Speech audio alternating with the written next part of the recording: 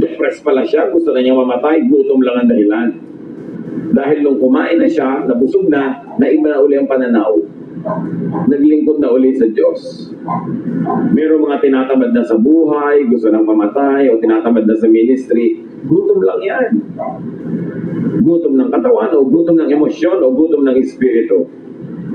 Alam na naman natin ito lahat, no? Eat healthful foods, exercise, move your body, work. The Lord designed the body to move. Kaya may mga joints, may mga ligaments, may muscles, may tissues. The body is always healthier when it is moving correctly. Kaya sabi sa 1 Timothy 4:8, physical training is of some value. May halaga ang pagkilos ng katawan, ang pagsasanay. So you exercise, but you also never forget to play. Malaking relaxation ang idulot ng play para balance. Pero huwag naman puro play. Dapat work, exercise, play. Hindi kailangan laging makatuturan ng ginagawa. Pag na-enjoy mo siya, nasi-setback ang panahon ng iyong pagtanda. Yung mga sakit mo, nababawasan.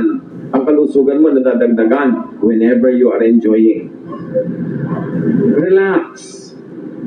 Fatigue and stress opens one's life to so-called demons.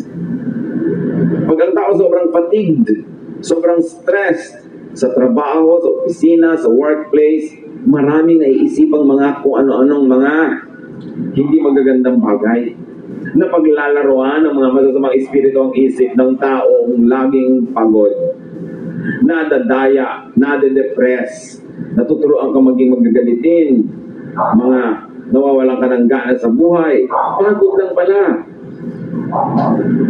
Si Haring Saul, sa sobrang stress ng buhay niya, sinabi, ginulo siya ng masasamang espiritu.